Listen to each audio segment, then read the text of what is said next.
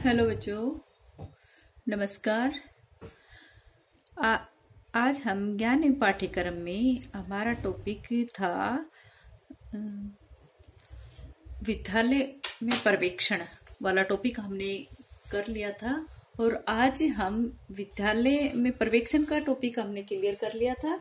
और आज हम विद्यालय में कुछ और टॉपिक है उसके ऊपर बात करेंगे। जैसे विद्यालय में एक तो होता है संगठन, विद्यालय संगठन, या फिर एक विद्यालय संगठन, एक होता है प्रशासन, और एक शब्द होता है निरीक्षण। निरीक्षण, इनके ऊपर बातें करेंगे। तो हम सबसे पहले करेंगे प्रशासन या निरीक्षण। विद्यालय संगठन, विद्यालय का जो संस्थापक होता है या फिर जो संस्था का प्रधान होता है, उसका महत्वपूर्ण कार्य होता है संगठन का। उसी के साथ जैसे प्रशासन है, प्रशासन क्या होता है? प्रशासन जो है, इससे एक तो प्रशासन होता है, एक निरीक्षण होता है।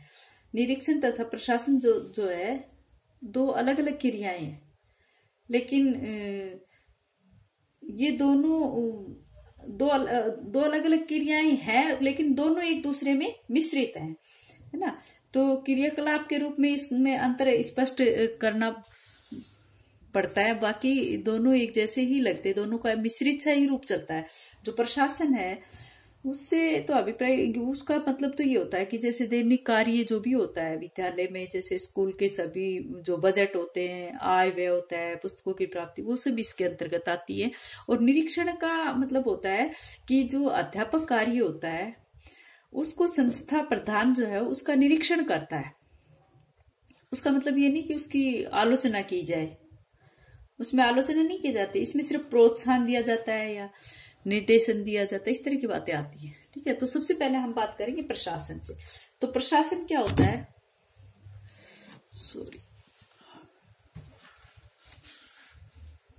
प्रशासन,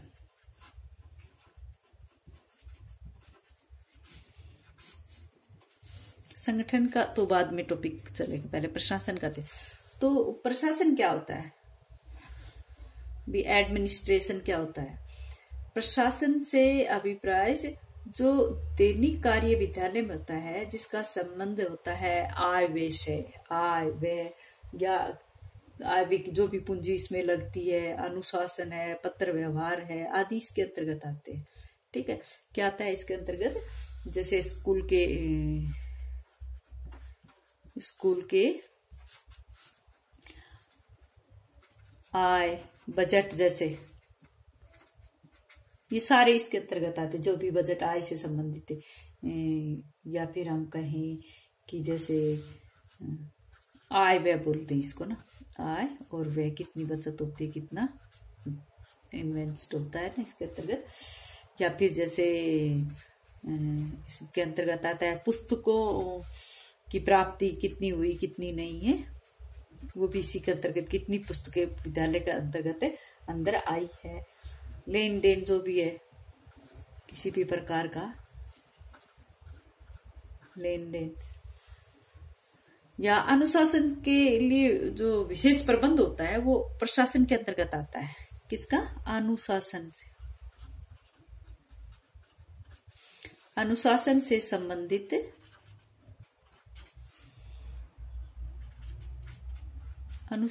संबंधित जो विशेष प्रबंध,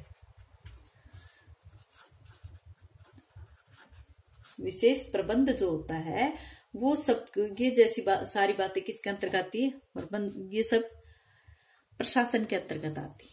ठीक है, स्कूल में क्या आय व्यय का बजट है, कि कौन कौन से अंगों पर यहाँ पर ज्यादा खर्च होता है, कौन सी पुस्तकों की प्राप्ति होनी चाहिए, कौन सी लेन देन के लिए सही रहती है, कौन सी अनुशासन के लिए विशेष प्रयोग में ली जाती, ये सब बातें प्रशासन के अंतर्गत आती हैं, प्रशासन के अंतर्गत आती है। और जो कहने का अर्थ है कि प्रशासन का जो वास्तविक संबंध है, हम कहें कि प्रशासन का जो संबंध है वो किससे है? जैसे एक प्रकार से साधनात्मक, और एक शब्द आता है इसमें, सुलभता। सुलभता हो। जैसे जो वास्तविक संबंध इसका किससे है, जो साधनात्मक जो भी साधन है, भौतिक साधन या पर विद्यालय में प्रयोग में लिए जाते हैं, या जो भी सुलभ होने चाहिए, जो जिनकी आवश्यकताओं की पूर्ति होनी चाहिए, आसानी से जिनकी प्राप्ति होनी चाहिए, या कहे कि सुलभताओं के जो सुगम और अनुगम्य बनाने में हमें मदद करता है, वो सब क्या है, प्रशासन है। ठीक है,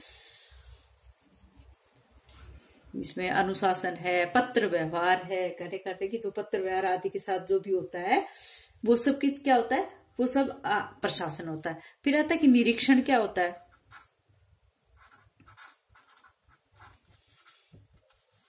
निरीक्षण से अभिप्राय उस कार्य से होता है जो एक जो संस्था प्रधान होता है, संस्था प्रधान जो होता है वो अध्यापकों के कार्यों का निरीक्षण करता है एक प्रकार से, तो इसलिए उसको निरीक्षणकारी कहा जाता है। संस्था प्रधान जो होता है वो अध्यापकों के कार्य का निरीक्षण करता है, और उसका उद्देश्य क्या होता है कि जो भी अध्यापक होते हैं वो किस तरह से पढ़ा रहे, किस तरह से नहीं पढ़ा रहे, इन सब का अवलोकन यहाँ पर संस्था प्रदान करता है। निरीक्षण कौन करता है, यहाँ पर संस्था प्रदान करता है। या कहे कि ये जो अपना क्या है, शैक्षिक संस्था प्रदान वो करता है। इसमें निरीक्षण में जो है, इसको साधारण शब्दों में हम कह सकते हैं कि जो अध्यापक शिक्षण को श्रेष्ठतर दिशा दिखाए या उसका मार्गदर्शन करे या उस श्रेष्ठतम मार्ग की तरफ विकसित करे, ये सब निरीक्षण के अंतर्गत आता है। और निरीक्षण में हम ये इस बात का भी ध्यान रखना पड़ता है कि निरीक्षण में कभी भी किसी के ऊपर दोषारोपण या छिद्रान्वेषण नहीं होता है। क्या नहीं होता है, दोषारोपण व छिद्रान्वेषण नहीं होता है। उल्टा मत समझ जाना, नहीं होता है।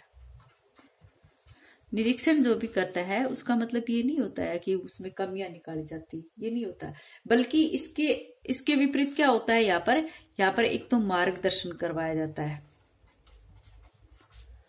या प्रोत्साहन दिया जाता है, या फिर हम कहें कि निर्देशन दे, भाई इस तरह से कार्य करे, निर्देशन।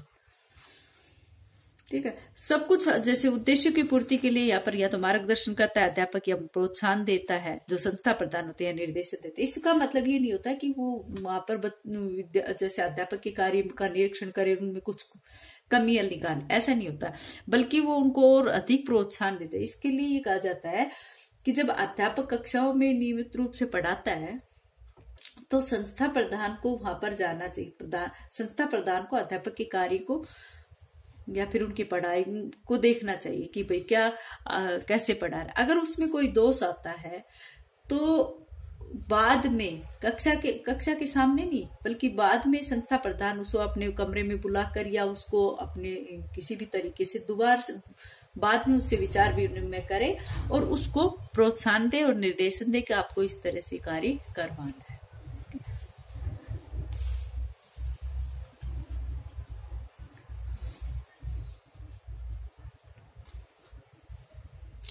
तो उसको हम क्या कहेंगे, निरीक्षण कहेंगे।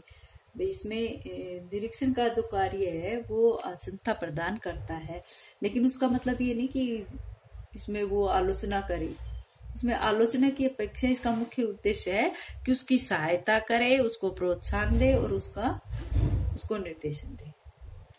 और यहाँ पर ये बात भी है कि जो संस्था प्रधान है वो सहयोग की भावना से ही निरीक्षण करे, तभी वो लाभदायक होता है। सहयोग की भावना से ही निरीक्षण करे,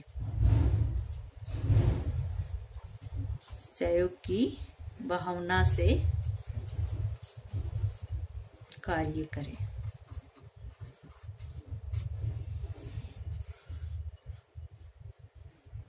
इसमें किसी भी प्रकार का पक्षपात नहीं आना चाहिए।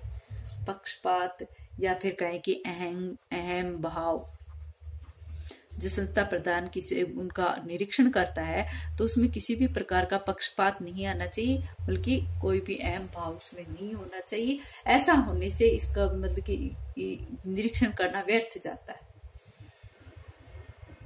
और जो प्रत्येक अध्यापक है, ये भी कहा जाता है कि निरीक्षण जो है प्रत्येक अध्यापक को इस कार्य से अवगत भी कराना चाहिए।